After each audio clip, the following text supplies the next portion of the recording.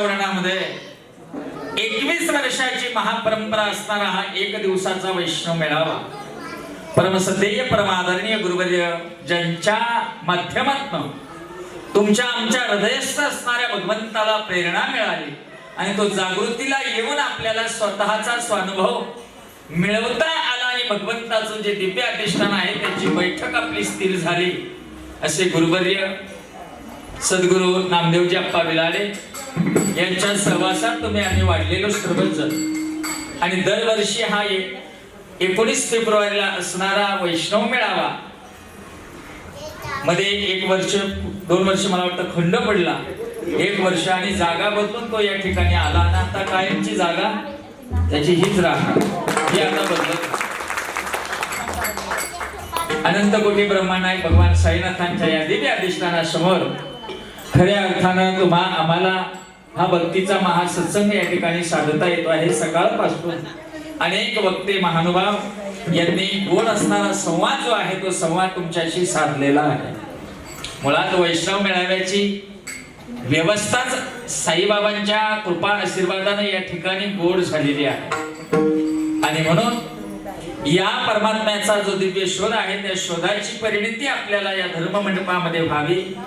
ईश्वराचं मूळ स्वरूप जे आहे ना त्या स्वरूपाचं आपल्याला ज्ञान व्हावं कारण ज्ञान होणं खूप महत्वाचं आहे आणि ज्ञानाचीच तत्व आपल्याला जोपर्यंत समजत नाही तोपर्यंत आपली भक्ती आंधळी आहे आणि म्हणून आपलं आंधळे पण जावं आपल्याला डोळसपणा यावा आपण शुद्ध सात्विक तत्वानं भगवंताच्या अधिष्ठानाला एकरूप करून घ्यावं अखंड एकरूप करून घ्यावं आणि इतकं भगवंताच्या त्या तत्वावर अढळ विश्वास ठेवावा की ज्या वेळेस आपला या मृत्यू लोकामधला जो पर्वकाळ आहे तो पर्वकाळ संपुष्टात येईल आपला अवतार कार्य संपुष्टात येईल त्या क्षणाला देखील या भगवंताच्या नाम चैतन्याच्या ताकदीच्या जोरावर आपण ईश्वराशी एकरूप व्हावं एवढा मोठा आपल्या करता हा जो रस्ता आहे तो रस्ता सद्गुरु कृपा प्रसादाने आलेला आहे आणि म्हणून हा वैष्णव मेळावा आणि त्या वैष्णव मेळ्याची ही व्यवस्था या ठिकाणी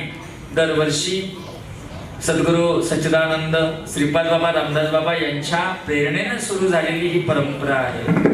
दिवसभर सानिध्यात राहिले तेच विचार कानावर आदळले तर आपलं मन स्थिर होतं आणि मनाची प्रगल्भता जी आहे ना ती त्या विचाराशी बांधून जाते।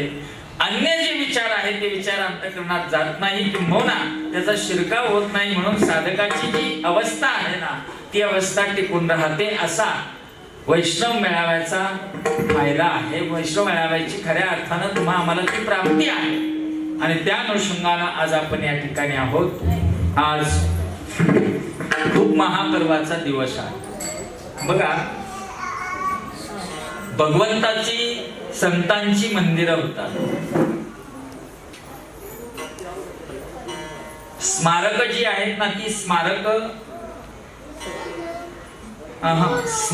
जी आहेत ना पुतळे जे आहेत स्मारक जे आहेत ना ते सुधारक क्रांतिकारक जे आहे ना त्यांची होतात आणि तुमचा आमचा आहे ना फोटो फक्त फोटोचा त्याच्या पुढे आपण जाऊ शकत आणि तिथंच आपली तिथपर्यंत सरळेची धाव फोटो पर्यंत परंतु एक असा हा या भूलोकाला या महाराष्ट्राच्या मातीला लाभलेलं हे कोहिनूर रत्न जे आहे ना त्या रत्नाची स्मारकही झाली आणि मंदिर देखील हे वैशिष्ट्य आहे।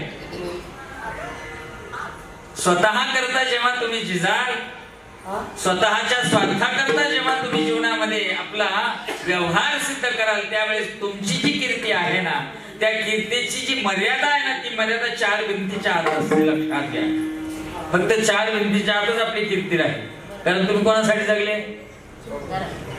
स्वतःसाठी मग स्वतःसाठी जगल्यावर स्वतःची कीर्ती किती जेवढं तुमचं घर तेवढी कीर्ती परंतु जेव्हा वर्तुळाच्या पलीकडे जाऊन तुम्ही समाजाच्या उत्कर्षासाठी झटाल लढाल उभे राहाल त्यावेळेस मात्र तुमची कीर्तीचा प्रभाव वाढत जातो वलयाच्या पलीकडे जेव्हा तुम्ही जाता ना तेव्हा तुमची जी कीर्ती आहे ना ती कीर्ती वाढत जाते आणि आज बघा या छत्रपतीच्या महाराष्ट्रामध्ये महाराष्ट्राच्या या मातीमध्ये जेवढा म्हणून आज समाज आहे एवढी जी समाजाची व्यवस्था आहे त्या समाज व्यवस्थेमध्ये छत्रपतींचा जे जे करणारा जो व्यक्ती आहे ना, तो व्यक्ती आपल्या स्वतःच्या अनुभूतीनं छत्रपतींशी बांधला गेलेला, जे छत्रपतींचा आज आठवण करणार नाही असा व्यक्ती या महाराष्ट्राच्या मातीत सापडणार नाही. एवढं या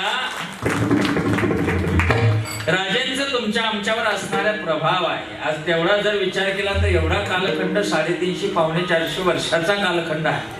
आणि एवढा कालखंड जाऊन सुद्धा एखाद्या अवतार कार्याची धग टिकून राहते, याचा अर्थ त्या परमात्म्यानं या भूलोकावर पाठवलेला हा जो अवतार आहे ना, त्या अवताराचं विशेष असं कार्य असतं. कीर्ती नंतर नंतर पुसून जाते. आपण मेलो ना तर 2-5 वर्ष लोक नाव घेतील आपलं, किती घेणारे घेऊन घरचे जरी असले, महाराज जरी असलं तर 5-1 वर्ष श्राद्ध घालतील, फार झालं आपण. हा पुरे महाराज काय वाटतं तुम्हाला, घालते का पण आपले 5? अवघड आहे, बरोबर आहे का? परंतु यांचं बघा नाव, यांची जन्माची सोहळे होतात आणि मृत्यूचा देखील सोहळाच होतो. आणि म्हणून हे महापर्वाच्या या भूलोकावर लावलेली ही महान रत्न आहे. आणि आपली उदात्त असणारी महाराष्ट्राची जी माती आहे ना, तीच मुळात संस्कृती आणि संस्काराला परिपूर्ण आहे. या ठिकाणी ज्ञानोबा तुकोबाजी सकल संतांपासून तर शाहू फुले आंबेडकरांपासून जे समाज सुधारक या भूलोकावर आलेले आहेत ना, या सर्वांची जी विचारांची जी ठेवण आहे ना, ती ठेवण टिकवून ठेवण्याचं कार्य या छत्रपती शिवाजी महाराजांनी आपल्यासाठी केलेलं. नाही तर हे विचार धुळीच मिळाले असते. कारण संतांचे विचार सहज टिकून राहत नाही. त्याकरता दोन्ही आश्रय महत्वाचे आहे. राजश्रेय महत्वाचा आहे आणि अध्यात्माचाही आश्रय महत्वाचा आहे, तरच तत्व टिकतात. नाहीतर ज्ञानोबारायांची ज्ञानेश्वरी ना आपल्यापर्यंत आली पण नसते आतापर्यंत. माहितीये का, 2च प्रती होत्या फक्त. एक प्रत नेवाशात होती आणि एक प्रत आळंदीला पोहोचली होती. 2च प्रती होत्या. पण खऱ्या अर्थानं त्या तत्वाला टिकवून ठेवण्याकरिता समाज झटला असेल ना, झटला म्हणून तर टिकलं ना, हे महत्व आहे. हे पोरा बडबड ना करू.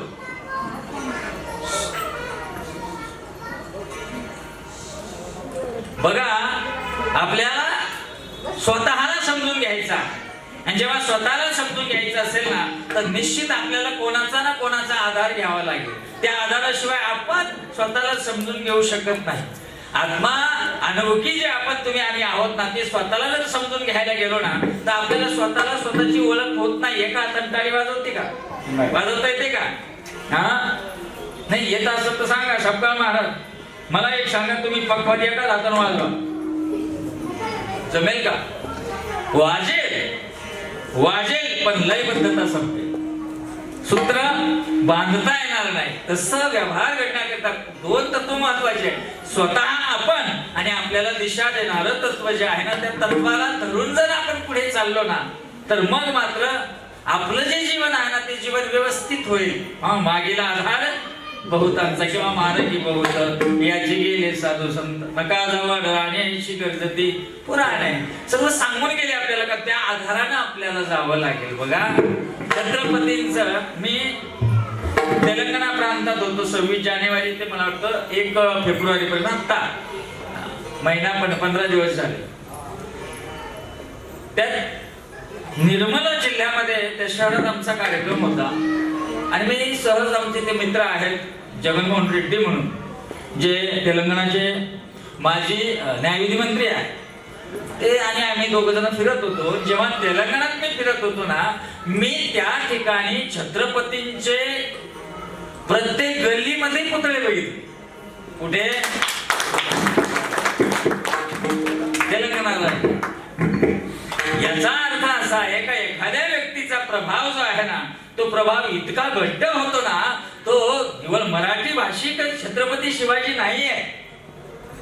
छत्रपतींचं जे कार्य आहे ना, ते व्यापकत्वानं आहे. कुलकर्णी बाबांनी सुंदर प्रमाण दिलं. उत्तमची उदय कीर्ती मागे तुका म्हणे एक मरण.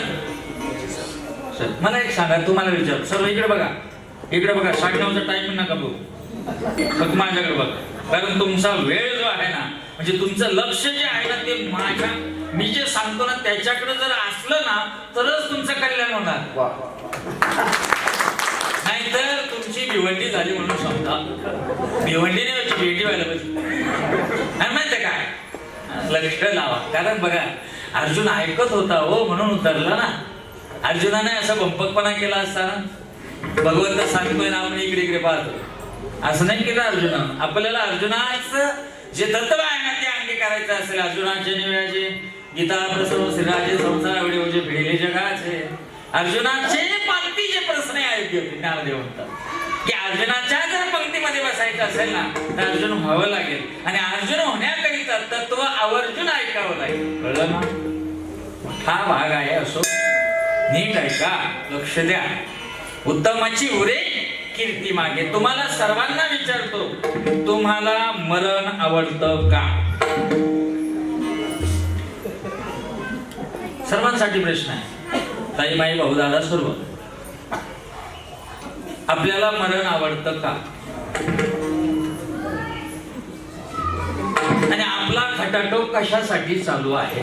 तत्वाचा. बंगर बाबा कशासाठी सांगू का? गीतेच्या 8व्या अध्यायाच्या 5व्या श्लोकामध्ये अंतकालेचं महामेव स्मरण इत्ता कलेवर प्रयातिस्मद भाव यात्तीनात्यंत्र संशया.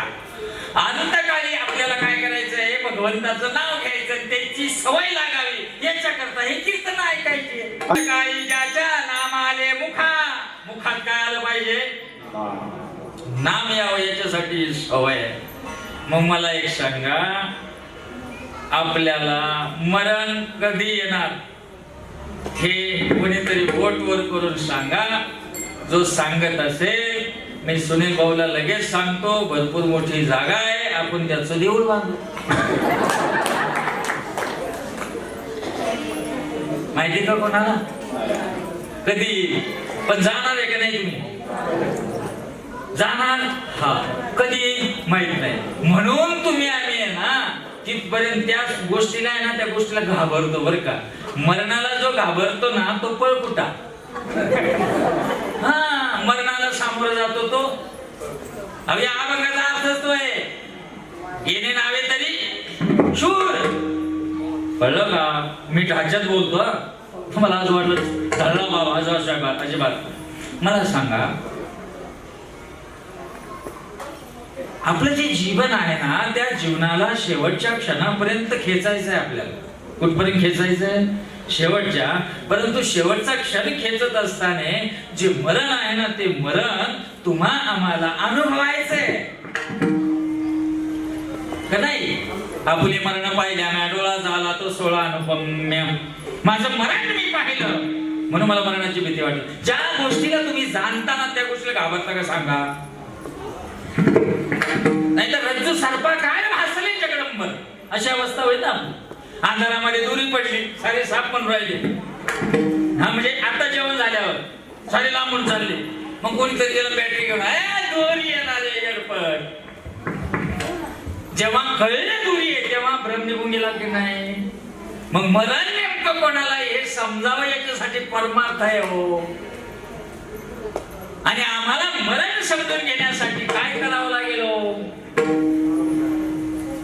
तुम्ही एक सोपी आयडिया सांगू. नामस्मरण हे थोडं बाजूला ठेवा.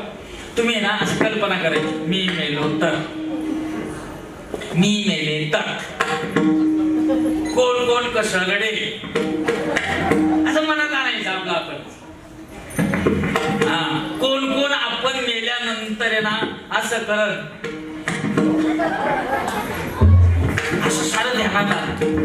आणि मग या मृत्यू लोकाला आठवा का या मृत्यू लोकाच्या सदरामध्ये तुम्हाला जे वाटतं ना ते सदर अजिबात नाहीये. तुम्ही फक्त पलीकडे जा, पुढं शेड मध्ये. एकदा तुम्हाला जाळ सुरू झाला का तुमच्या वाचून जगाचा खोळमा आहे का? नाही, तुमच्या अजून खोळमा झाला काय? एखादा म्हणला काय मी मेलो, जगत अजिबात पुढे जायना. तू अरे असे किती गेले, मरून गेले बघ दालब्दा रुसंड्यासारखी 14 चौकड्या लंकापती हिने करी बाबा. आपणही गेलो तो कोणाचं खोळमा हळाले सारे. नाही वाईट झालं हो, आजी दादा गेला हो, सारे टीव्ही पुढं. आणि हा बायकोला म्हणतो दे मला थोडे शेंगदाणे खारे करून दे रे.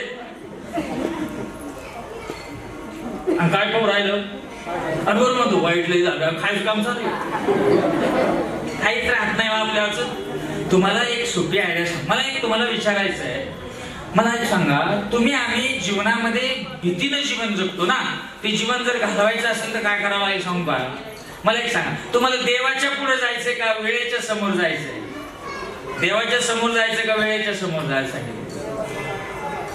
वाजवा किती काय घंटे आहेत नाही वाजित फुटून जातील, काय भेटणार काय काहीच कळत नाही आपल्याला. दिसते बघा, अनंत कोटी ब्रह्मांड साईबाबांच्या दारी दिवसा काठी सरासरी ॲव्हरेज जे आहे ना, ते ॲव्हरेज 1,30,000 लोकांचा. किती लोक येतात दररोज? सरासरी ॲव्हरेज 1,30,000. आणि सारे येऊन रडत बसतात, मला हे हवंय, मला ते हवंय, मला विस्तार हवंय, मला डमका हवाय. आणि त्याच्यामध्ये येऊन सर्वांना मिळतं का? सर्वांना मिळतं का? जे क्वालिटीचे असतात ना त्यांनाच मिळतं. हा, ज्याची क्वालिटी नाही त्यांना बाबाच काय आटकलं द्यायला. काय झालं, 2013ची गोष्ट आहे. आपला अहिल्यानगरचा एक मित्र आहे, माझे नाव नाही सांगत, नाण्यात तुम्ही जाऊन त्याला खेटायला पाहिजे, तिच्या कशाला चौक आलाय बघा. ते ना शिर्डीला आलं. मी आमच्या ऑफिसला बसलो, नीट ऐका, मी आमच्या ऑफिसला बसलो होतो. आलं महाराज चला मग दर्शनाला. मी म्हणलो मला वेळ नाही, मी सकाळीच दर्शन घेऊन आलो. नाही ना माझ्याबरोबर चला ना, गावकरी गेटवर सोडतील म्हणून गेलो. नेमकं गेलो ना, आरती सुरू झाली. नीट ऐका बरं का, बाबाच्या जवळ आहे म्हणून सांगतो. आरती सुरू झाली, आम्ही अटकलो मध्ये गाभाऱ्यात. आरती चालू होती, मी आपलं बसलो आरती करीत. आणि ते जे ना ते असं बाजूला पाहत अशा उभ्या आहे ना, तिथं हुंड्या आहे, पैसे टाकायचे, देणगी द्यायचे उभ्या. तो एक जण आहे ना, त्या हजाराच्या नोटा टाकीत होत त्याच्या. त्यावेळेस हजाराचं चलन, हजाराच्या नोटा टाकत बंडलच्या बंडल सोडित होता जास्त. बाबाकडे पाहिजे आणि मी आपले डोळे झाकले, याचं कसं आलं लक्ष आहे, इकडे पाहतो. त्यांचे पाहिलं, ते मला असं कोपऱ्यानं आणायचं. दोनदा तिनं आणलं, काय काय म्हणजे मग जाऊ दे आपल्या काय करू, एवढे पैसे 2 नंबरवाला असेल पा, म्हणजे तो टाकेल 2 नंबर आणि हा खरा आहे तो 1 नंबर. लाभाडाचा बाजार. मी म्हंटल आरती झाली, मी म्हंटल अरे बाबा त्यानं एकतर काहीतरी त्याला मिळालं असेल म्हणून त्याने दिलं बाबाला, किंवा बाबांकडनं मिळवायचं असेल म्हणून दिलं. मी असं कसं म्हणजे साईबाबा म्हणतात तुम्हाला 2 रुपये दे, मी तुला 10 रुपये देतो. असं आहे का? मी टाकू का? म्हणजे टाक पैसे. तरी डायरी काढली, डायरीतून फाटेल 5ची नोट काढलो, चांगली नाही फाटलेली अशी, म्हणजे हे टाकू का? काय करावं, मला फाटेल. मग देवाला काय होतं, छान चालतं. नाहीतरी आपण देव तर साधा वळाच करून टाकला ना, खरं का नाही? खायला तुम्हाला खायला सुपाऱ्या चांगले गाव कुलकर्णी बाबा,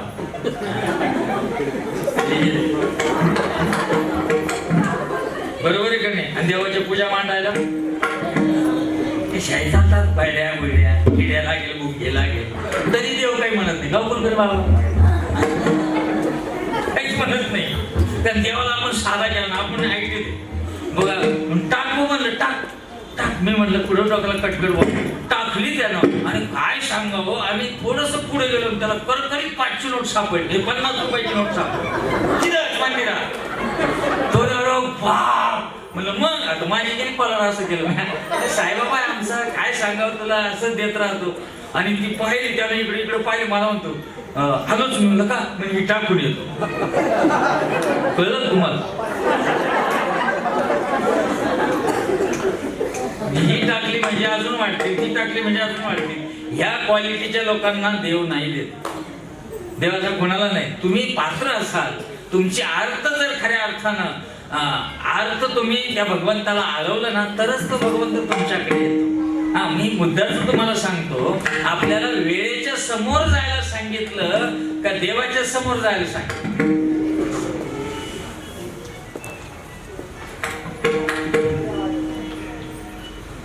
अशी करू राहिले. आणि आपण कोणाच्या समोर जाऊ राहिलो? चूक झाली का नाही? संतांनी जागं केलं आपल्याला. बाबांनो, देव ठेविला तैसे राहावे, देव ठेविला तैसे राहावे, देव ठेविला तैसे राहावे, देव ठेविला तैसे राहावे.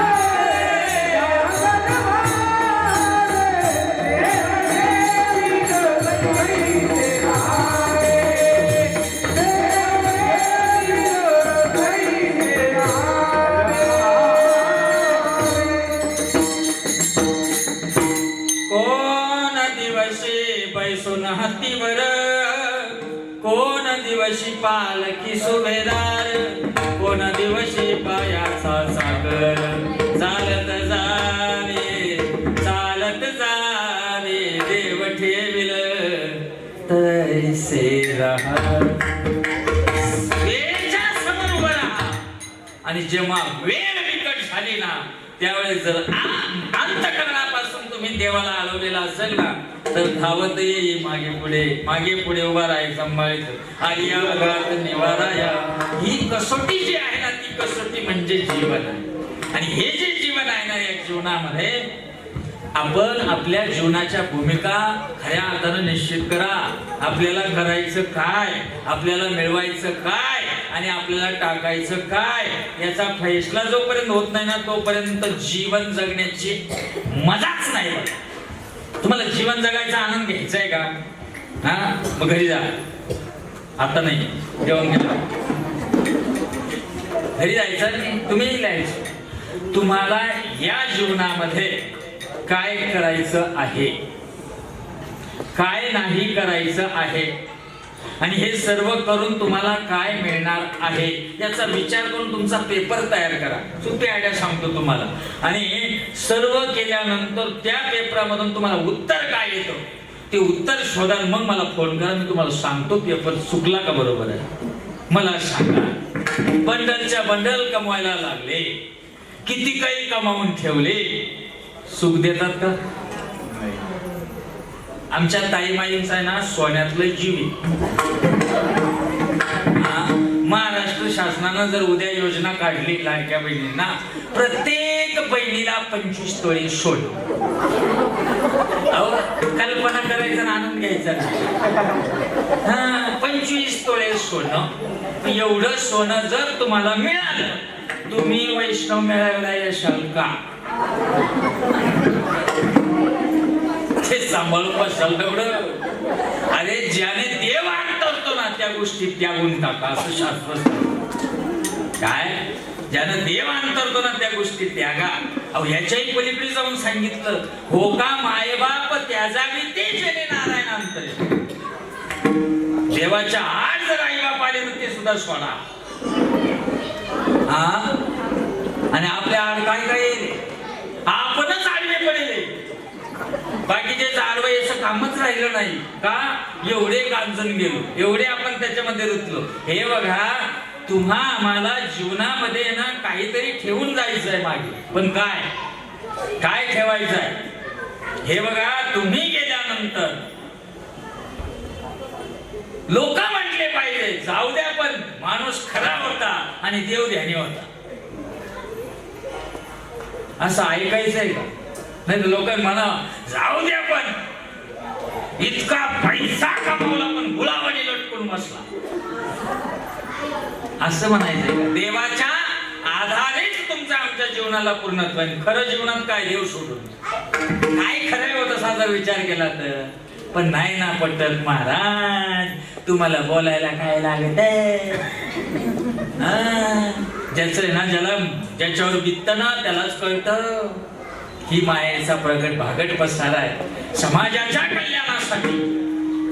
अगोदर आपलं आत्मकल्याण महत्वाचं आहे, कळलं का? हे बघा, छत्रपती राजे आहे, त्या अनुषंगानेच आपण विचार करू अभंगाचा. आणि काय नाही विचारायला, काय नाही, आता पाऊण तास विचार करायचा आहे. मला इथून माजलगावला जायचं, बीडला सकाळी काल आहे. मी सांगतो काही नीट ऐका. आपल्या जीवनामध्ये आपण जीवन जे जगतो ना, त्या जीवनाची दिशा आणि व्यवस्था नेमक्या कोणत्या अनुषंगात आपण बांधून ठेवली हे आपल्याला कळणार नाही. परंतु ते जर समजून घ्यायचं असेल, एक विचार करा, छत्रपती आहे, छत्रपतींची आणि तुकाराम महाराजांची भेट झाली. आता तो वादाचा विषय सोडा, कारण आपल्याला कोणत्याही गोष्टीचा आहे ना शक्ल काढायची सवय. शिवाजी महाराजांचे गुरु कोण? मग समर्थ रामदास. मग तुकोबराय म्हणलं का काही म्हणतात हो, काही समर्थांचे म्हणतात नाही नाही ते चुकीचं आहे. मला एवढं सांगायचं आहे, जो जो जयाचा घेतला गुण तो तुम्ही गुरु केला जा. छत्रपती शिवराय ना बघा, रयतेचे राजे आहेत छत्रपती, बरं का? काय आहे त्याचं कारण सांगतो.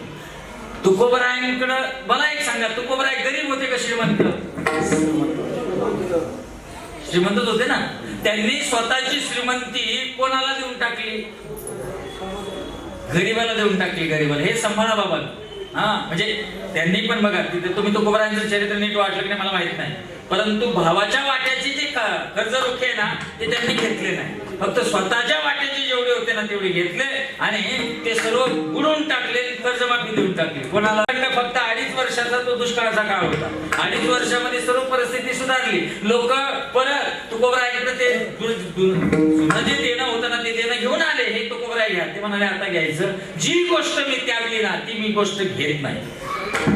तुकोबराय बरं का, जी गोष्ट त्यागली ना ती गोष्ट मी घेत, ती गोष्ट मी घेत, ती गोष्ट मी घेत. दुसऱ्याची पडेल 500 रुपये. यांना पाहिले पण लोक होते, यांना पाय असा उभा राहील तिथं पायाखाली आणि मोबाईल साईड बसला. हॅलो, कोणाला फोन नाही काय नाही. लोक जाऊन येऊन पाहिले. मग असं दुसऱ्याचे होते ना ते आपले तर नव्हतेच, पण आपली जे आहे ना ते मी घेता त्यागले तर मी स्वीकारत नाही. अशा भूमिकेतल्या तुकोबरायांचं नंतरची परिस्थिती कशी होती हो? जेव्हा हे सारं गेलं ना, पंचायत झाली खायची. हा, खायची पंचायत झाली, फार दानादान उडाली, उपाशी मरायची वेळ आली आणि त्यांची ही अवस्था कोणीतरी छत्रपतींना सांगितली. पहा बरं का, छत्रपतींना सांगितलं. आणि छत्रपतींना जेव्हा सांगितले ना तेव्हा छत्रपती म्हणाले, कोण? तुकाराम महाराज. अशी अवस्था? अरे असा महात्मा आपल्याला लाभतोय, आपल्या खंडाला लाभतोय, आपल्या महाराष्ट्राच्या मातीत लाभतोय, हे आपलं भाग्य आहे. अरे जे आम्हाला जमलं नाही ते त्यांनी करून दाखवलं. कोण म्हणाले? छत्रपती म्हणाले. कोण काय करून दाखवलं? आम्हाला कोणाला कर्ज सातारा माफ नाही करता आला, पण तो त्यांनी करून दाखवला. आणि त्या तुकोबरायांना असं वाऱ्यावर सोडून चालणार नाही. आणि जर त्यांना असं वाऱ्यावर सोडलं तर हा महाराष्ट्र मला माफ करणार. म्हणून तुकोबरायांनी दालगेचे दालगे भरले, दालगेचे दालगे, सुवर्ण मोहरा, हा शिवमुद्रा ज्या आहेत ना त्या मुद्रा तुकोबरायांकडे पाठवल्या. ज्याला संसाराचं मिथ्यात्व कळतं ना तो कशात गुंत नाही. तुकोबराय म्हणाले, कशासाठी आम्ही तेने सुखी म्हणा.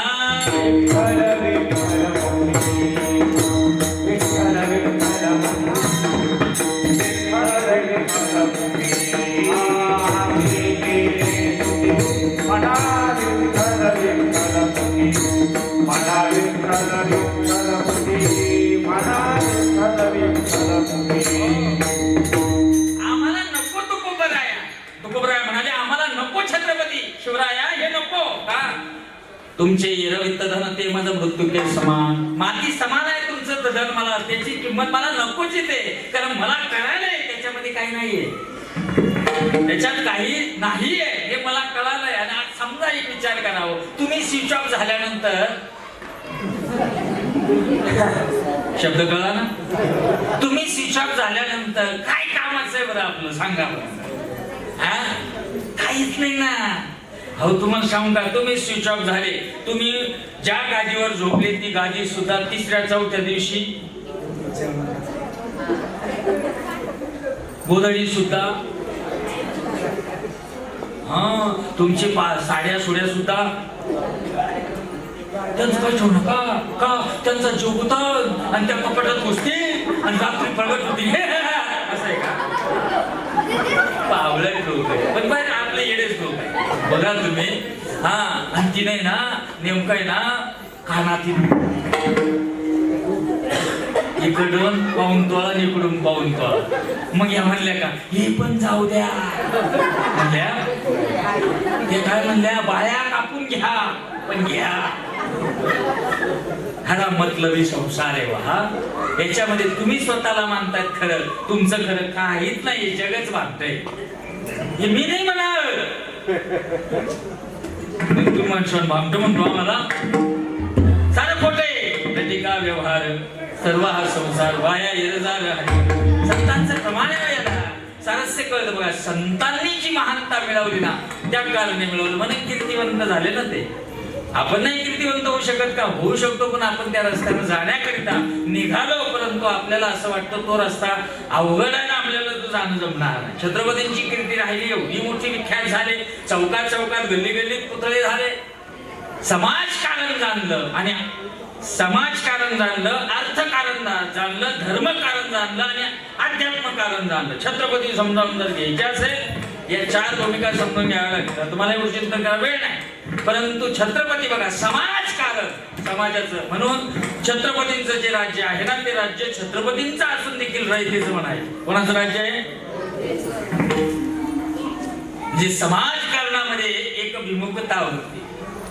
अर्थकारण जर म्हणावं तर तुमचं जे ऐश्वर्य आहे ना ते अबाधित राहावं याच्याकरता ज्यांनी लोकांना लुबाडलं ना त्यांचं खेचून आणायची ताकद कोणात होती. म्हणून सुरत तीनदा लुटेल राजे, बरोबर आहे का नाही? मी पण होतो तेव्हा, म्हणून सांगतो तुमची नसेल खात्री, मी पण मावळच होतो ना. आपण शाळे होतो, तुम्हाला आठवत नाही, ते प्रॉब्लेम तुमचा आहे. बघा धर्मकारण जर म्हणाल ना तर धर्म कशाला म्हणतात? धर्म खरंच सांगा बरं, आता जाऊ द्या विषय निघाला, इथं जरी थांबलो तरी काय कारण विषय नाही. मला एक सांगा, धर्म कशाला म्हणतात?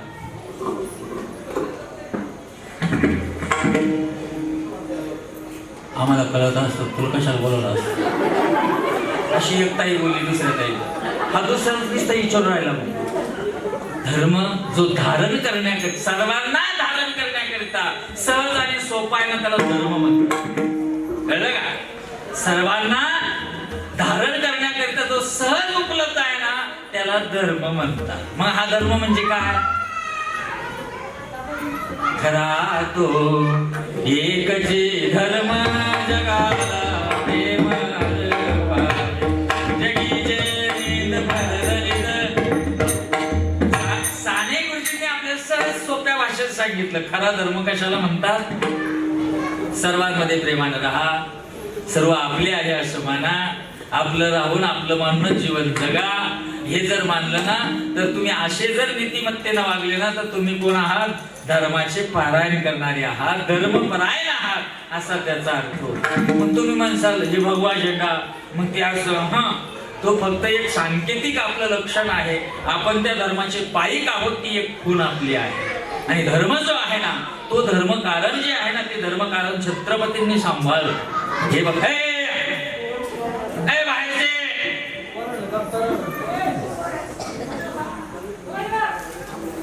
ते प्रॉब्लेम त्यांचा नाही, तो तुम्हीच बसा बरं जाऊन, म्हणजे त्यांच्यासारखे नका हो. माणूस आहे माणूस बघा. मग मला तुम्हाला एक सांगायचं होतं, विषय निघाला. तुम्हाला मोठेपण आवडतं का लहानपण? लहानपण. मग मोठे झाले काय? हे बघा माणूस कशात रमत नाही एवढा नातवात रमतो. नंतर त्याला काही भाकर नाही, काय नाही, काहीच नाही. त्या नातवाला काही कळत नाही हा आजोबा आहे का काय, आणि याला हे सांगत होते काही कळत नाही. पण अशी गट्टी का? कारण त्याच्या निरागसतेमध्ये आनंद आहे. कशात आनंद आहे? त्याची निरागसता जी आहे ना त्याच्यात आनंद. तुम्हाला बघा ना. हा हलकट माणूस येतो, त्याच्यात काय नाही लागत ना. बघ ना, मला एक सांगा, तुम्ही तुमचा चष्मा बदला हो. हा हे फॉल्ट आहे, याचं ऑपरेशन करणं गरजेचं आहे. याचा चष्म्याचे ऑपरेशन करण्याकरता एकच उपाय आहे, हे या औषधांनी होणार नाही. कारण याच्यावर आलंय आवरण, आणि आवरण घालायचं असेल तर काय करावं लागेल? हा ते मेरं दुःख गेले फिटले भांती पडला श्री गुरु निवृत्ती राय मार्ग दाविला स्वस्वरा. हे तेच पडल आहे ना, हे पडल दूर करायचं आहे आणि मग प्रतिभावंत समाजाच्या विमुक्तीत जीवन जगायचं आहे.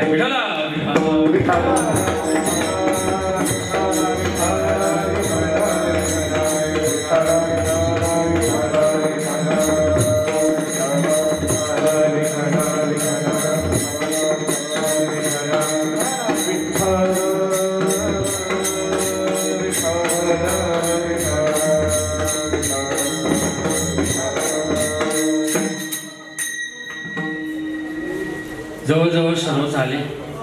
तुम्ही येत होत्या तोपर्यंत आम्ही थांबलो होतो. तुम्ही येत नव्हत्या ना, ते माझं कीर्तन नव्हतं आहे की तुमची वाट पाहत होत्या, पण तुम्ही आलात. आज संबंध अहिल्यानगर जे शहर आहे ते शहर सांभाळायची प्रमुख जबाबदारी तुमच्यावर खऱ्या अर्थानं संतांच्या सद्गुरूंच्या आशीर्वादांना वाडवडिलांच्या पुण्याईनं आलेला आहे. आज साहेब पाहिजे होते, बरोबर आहे का? तो एक महात्मा असा होऊन गेला ना, माझी त्यांची खूप घसरट हो. कधी गेले का गळ्यात हात टाकणार, काय महाराज बरं आहे का? मी म्हणलो बरं आहे, मला पण महाराज व्हायचंय, एवढंच म्हणायचे. आणि खरंच महाराज होऊनच गेला हो महात्मा, महाराज बनूनच गेला तो महात्मा. आमदार आदरणीय आमच्या गुरुस्थानी असणारे कर्डिले साहेब यांच्या सुकन्या आणि गाढे परिवाराचा उत्कर्ष साधण्याकरिता कर्मधर्म त्यांचा त्या परिवाराशी बांधला गेला अशा सन्माननीय महापौर आदरणीय ज्योतिताई गाढे यांचे या ठिकाणी आगमन झालेलं आहे. मी खरोखर आज आमच्या आत्मोन्नती विश्वशांती स्वानंद सद्गुरू प्रेमळ मंडळाच्या वतीनं आणि आमच्या साई मंदिर व्यवस्थापन समितीच्या वतीनं आमचे सुनील भाऊ त्र्यंबके मित्र परिवाराच्या वतीनं आपलं सर्व आमच्या साधक परिवाराच्या वतीनं या ठिकाणी हार्दिक हार्दिक असं स्वागत करतो. आणि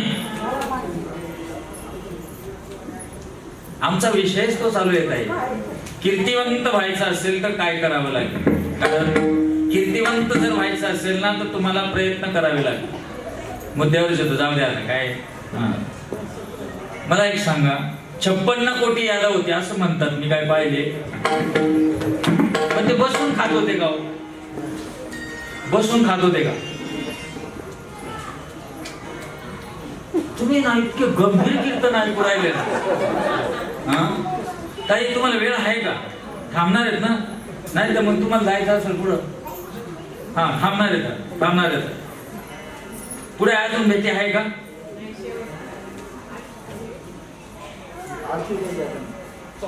आहे ना? हा म्हणजे कसा तो गोंधळ नको आहे. त्यांची तर मग चालायची, मी माझा ढोल वाजवायचो आणि खालचे म्हणायचे नाही सत्कार करूनच घ्यायला पाहिजे का माहितीये का? म्हणजे महाराजची लिंक तुटणार, महाराज लवकर आवरून घे जट्टेच्या कालायचो तो. मला सांगा, 56 कोटी यादव होते, मुद्द्यावर येतो. बसून खात होते का? कष्ट करीत होते. मला सांगा, प्रपंचामध्ये तुम्ही कष्ट केले तर मिळेल का बसल्या जागेवर मिळत नाही? नाही सपकाल महाराज, कृष्णा महाराज तुम्ही वाजवूच नका आणि तपापावर म्हणा आवाज, तू वाजन का तो? अहो त्याला प्रयत्नच करावे लागतील. मग जेव्हा तुम्ही प्रयत्न कराल तेव्हा तुम्हाला काहीतरी प्राप्त होईल, काहीतरी मिळेल.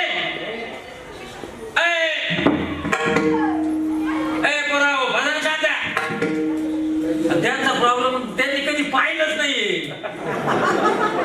हा हे पाहिलंच नाही. त्यांचं टार्गेट एकच आहे, 9 वाजले, भूक लागलेली आहे, तू कसा आवडत नाही. कारण आपल्याला तर काही बोलता येत नाही, मग कामगोट करू राहिले का? मला तर असं वाटतं का यांनी पिना मारल्या, भरोसाच नाही. कारण कोणाची कॉन्टॅक्ट कुठं असते काही सांगता येत नाही, आपल्याला तीच काळजी आहे. त्याच्यामुळे ती चकाळूच बघा.